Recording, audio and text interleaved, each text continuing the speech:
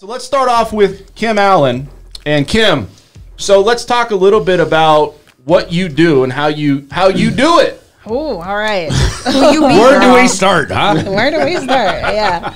All right. So I work with women to overcome like obstacles in their life, self-limiting beliefs, habits of thinking that keep them stuck, that keep them on that roller coaster ride of same relationship, different face. Not getting the career that they want in their life, like just not getting the things that they want in their life. And it's there's a lot of pain in the past, maybe a divorce, maybe job loss, whatever happens up in their life, but I help them overcome that and get what they want. How did you get into this? Like, where did it all start that says, you know what, I got a niche for this type of business? Yeah, well, I was in that messy place. I was coming out of my second divorce,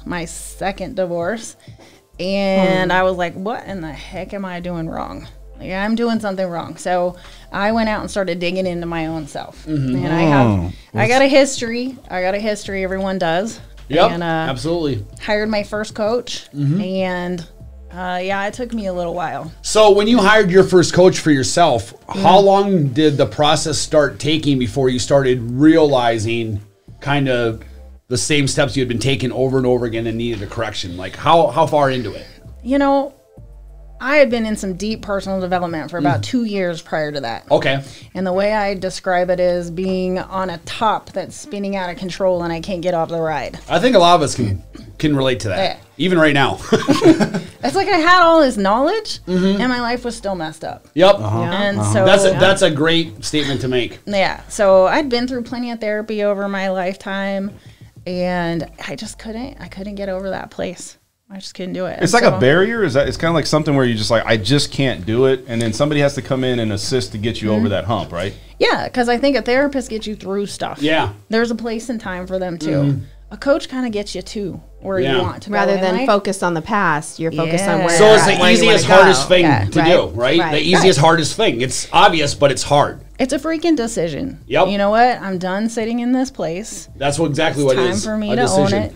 Yep. Yeah, you know what's interesting about kind of what, because I've had similar experience. I think most people do. And it's funny about our society. I think, you go to school, you learn all these things to make money and whatnot. But we don't, as far as relationships go, whether it be romantic or personal or business, it's like no one ever says anything. And it's probably one of the most important parts of life. You just assume you either got it or you don't. Yeah. And people get confused and lost and don't know. So that's interesting. I think business, personal, all starts with connection and really wanting to understand and hear and learn.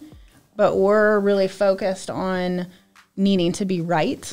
We want to be, we want to scream across the table and oh my gosh, it's so funny because I tell my kids, I ask my kids, I'm like, well, do you want to be right or do you want to be happy? Right? Like we fight to be right. We can mess things up. That's human behavior. Yeah. But does that make you happy if you're going to fight for the things that are holding you back or holding your business back or your family or your relationships? Would you agree with that? Absolutely. Absolutely. And that's the whole thing is you can sit there and all fight and argue, whether it be business or personal. You got a wall up in between, nothing coming in, nothing going out. So what do? You walk away from that, ticked off over it, and what? Then it leads to divorce, resentment, and even more built up. No, I've actually learned the 3 little words that I want to hear from now on more than the ILY words is I am sorry. Holy crap. Oh my God. I love you all the time. What I would not give for an I am sorry right now. Exactly. A man would rather go to war than admit no. Exactly. But why? Exactly. But that's the right versus because happy. We're about ego. So back to you because I want to hear more about how do you facilitate that with people? What does it look like? Like, so you work with women primarily. Do you ever work with men? I have in like this group setting with men and women, but I work with women primarily. Yep. And I use a habits of thinking assessment. So it's a mathematical axiology. I don't even want to go in there on that, but it tells you where your habits of thinking are. Are they sabotaging you? Are they serving you? Are they your genius and you're just not taking advantage of it? It's like AI. Yeah. It's fun. I really like that. But it's emotional intelligence, right? And so I work off of that, and you figure out, you go through, what do you want in your life? you know, and as you walk through it, you start to uncover the blocks. Yeah. If you're willing.